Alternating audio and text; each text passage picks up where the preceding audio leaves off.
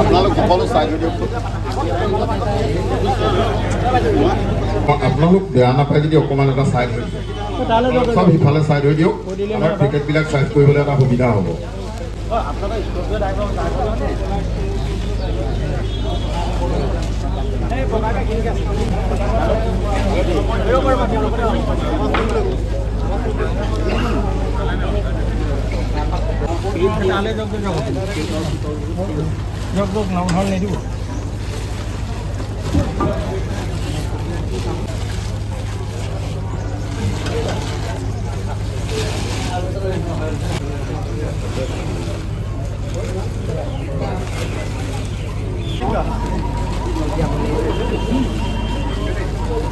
তিতাবৰ মেলামাটিত ৰাজ্যিক জমিতোলেমাত ফালৰ পৰা কিছু সাহায্য আগবঢ়া হৈছিল, মানে যিসকল বৰ্তমান বানপানীত ভুক্তভোগী হৈ আছিলে।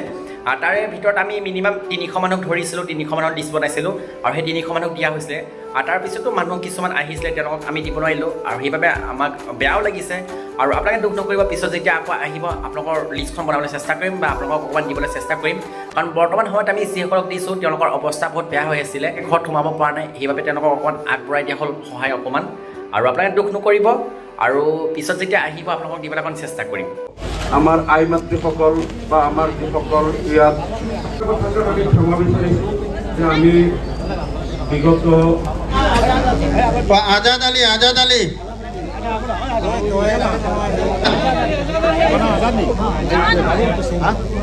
নৌশাদ আলী লোহিত দাস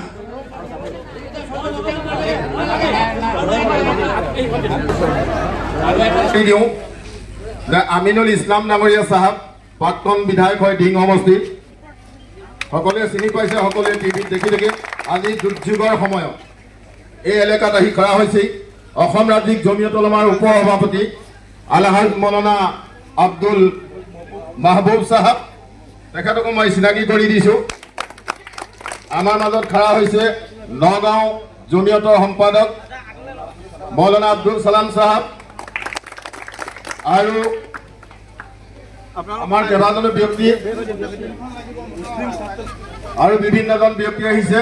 আমাৰ মাজত আছে, মই নিজে তিতাবৰ জিলা জমিয়তৰ সভাপতি হয়, হাফিজ ফাইজুল ইছলাম চাহাব সম্পাদক হয়, মেলামাটি আঞ্চলিকৰ জোনাব আতিক চাহাব মেলামাটি আঞ্চলিকৰ সম্পাদক হয়, মৌলানা ৰফিকুল ইছলাম বৰভূঞা চাহাব মাদ্ৰাছা ইছলামিয়াৰ অধ্যক্ষ হয়, তেখেতে তিতাবৰ জিলা জমিয়তৰ উপসভাপতি হয়।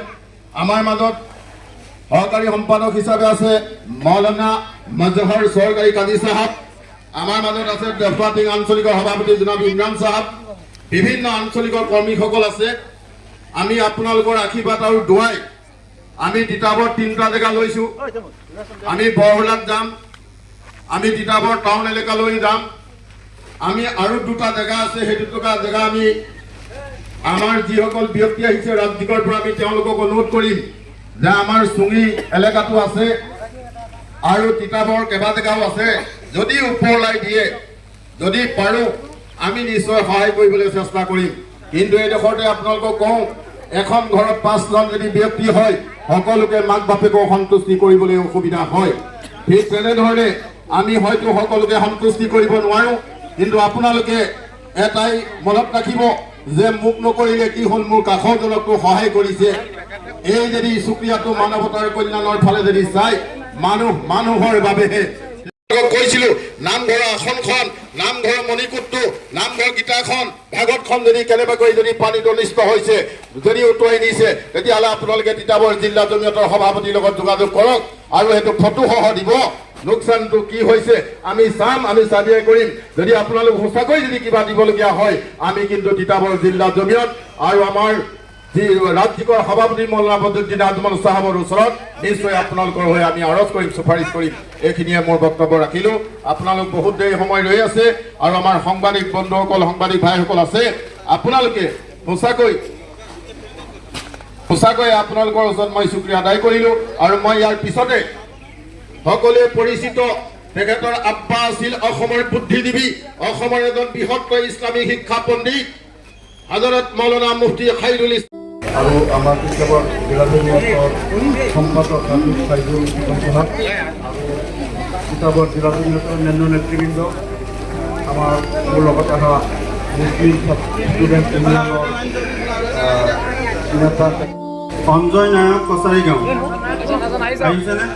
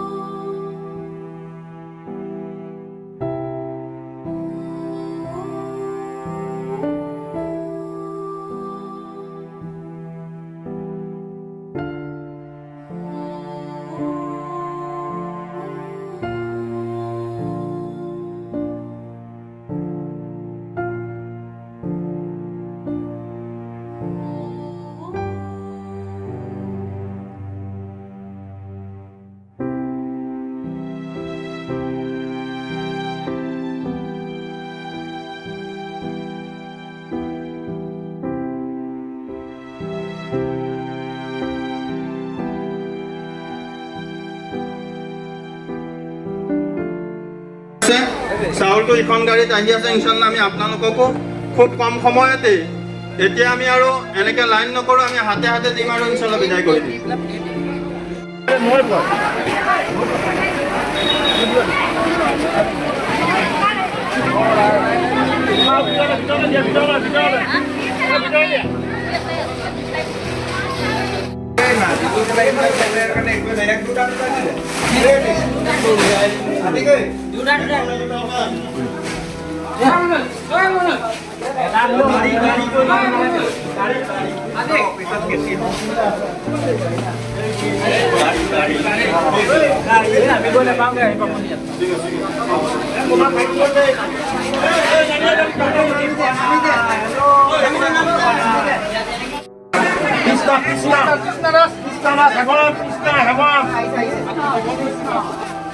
অঞ্জলি দাস, ৰাজীব দাস,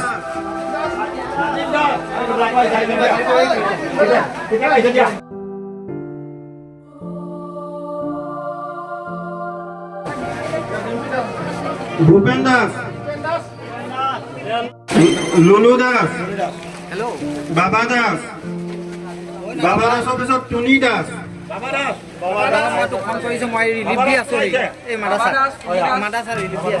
টুনি দাস, টুনি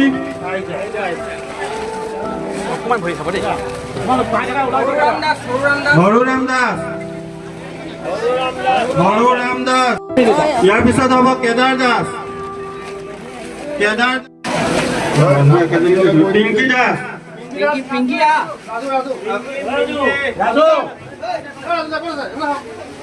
পিংকি দাস।